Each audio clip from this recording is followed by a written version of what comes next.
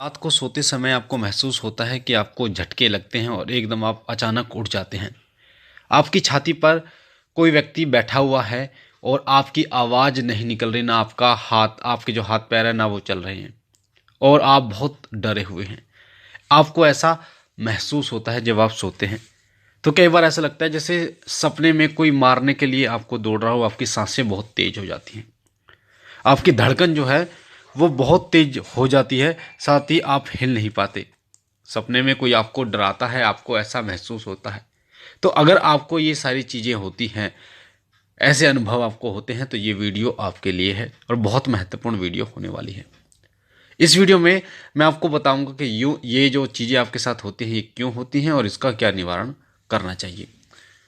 देखिए, जब भी आप सोते हैं और आपके साथ ऐसा हो, झटके से आपकी आंखें खुलें और आप एकदम बैठ जाओ, तो ये सब नकारात्मक ऊर्जा का ही एक कारण होता है। सकारात्मक ऊर्जा कभी भी ऐसा नहीं करती। एक नकारात्मक ऊर्जा उसी का कारण होता है। कई बार चौक चौराहे से कोई शक्ति आपके साथ हो लेती है, कोई मिठाई कुछ लेके आ रहे हैं आप, वो शक्ति बहुत जल्दी अपना प्रभाव नहीं दिखाती, बहुत जल्दी नहीं। उस शक्ति को प्रभाव दिखाने में काफ़ी समय लगता है और आपको वो समझ में नहीं आता, उसके लक्षण भी आपको दिखाई नहीं देते। क्योंकि शुरुआत में जब कोई नकारात्मक ऊर्जा आपके साथ आती है तो वो आपको स्वप्न के माध्यम से डराती है। जब सोते हैं तब आपको, या जब आप अकेले होते हैं तब आपको वो डराने की कोशिश करती है, भयभीत करती है। ऐसे समय में आप बहुत बुरी तरीके से डर जाते हैं और जैसे जैसे समय होता है वैसे वैसे वो जो नकारात्मक शक्ति है वो आपके पूरे शरीर पर अपना अधिकार जमा लेती है और फिर उसके लक्षण भी दिखने आपको शुरू हो जाते हैं। तो सोते समय अगर आपके साथ ऐसा हो रहा है तो ये नकारात्मक शक्ति का उदाहरण है और ऐसे समय में आपको सावधानी रखनी चाहिए। ये अधिकतर उन लोगों के साथ होता है जो लोग अपवित्र अवस्था में सोते हैं। अपवित्र अवस्था कौन सी होती है? अपवित्र अवस्था होती है, जैसे कई बार आपने देखा होगा पति पत्नी जब संबंध बनाते हैं तो उस समय अपवित्र हो जाते हैं, उस समय वो ये घेरती है। या फिर आपके कपड़े गंदे हैं, आप गंदे हैं, हाथ मुंह आपने नहीं धोया है, उस समय आपको ये घेरती हैं। क्योंकि जो नकारात्मक ऊर्जाएं होती हैं उनका घर होता है गंदगी। जहां गंदगी होती है वो वहां पर वास करती हैं और आपको परेशान करती हैं। और आपको इन चीज़ों का विशेष रूप से ध्यान रखना है कि आपको अपवित्र अवस्था में नहीं सोना। और अगर गृहस्थी जीवन में जाने के बाद भी अगर आप अपवित्र होते हैं तो आपको नहा लेना है या अच्छी तरीके से मुंह हाथ धोना है, साफ सफाई करनी है, ताकि आप पवित्र रूप से जितना हो पाए उतना पवित्र आप हो सकें। तो अब मैं आपको बताता हूँ ये जो अपवित्र आपको करती हैं, जो आपको डराने की कोशिश करती है नकारात्मक ऊर्जाएं, उस समय पर आपको क्या करना चाहिए। जिस समय पर आपकी आवाज़ नहीं निकलती उस समय पर आपको क्या करना चाहिए? उस समय पर आपको जाप करना चाहिए। देखिए, सपने जो होते हैं, सपनों पर कई बार हमारा वश नहीं चलता। सपनों पर आप जो चाहते हैं, जब आपकी आंखें खुलती हैं तो आप सपने में वो ना कर पाते हैं ना बोल पाते हैं। सिर्फ वही आप कर पाते बोल पाते हैं जो आपका व्यवहार में होता है।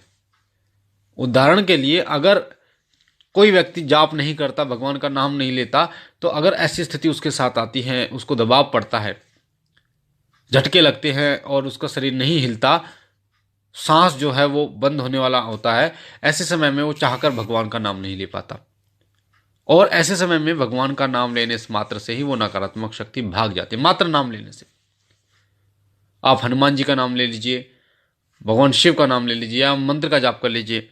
इसलिए कहा जाता है कि मंत्र जाप बहुत जरूरी होता है। मंत्र जाप आपको करना चाहिए, क्योंकि जब आप मंत्र जाप करते हैं तो आपको उसकी आदत हो जाती है। आदत होने के बाद वो आपके अंतर्मन में चला जाता है, क्योंकि सपने जो होते हैं वो अंतर्मन का ही एक उदाहरण होते हैं। अंतर्मन से ही आपको सपने दिखाई देते हैं।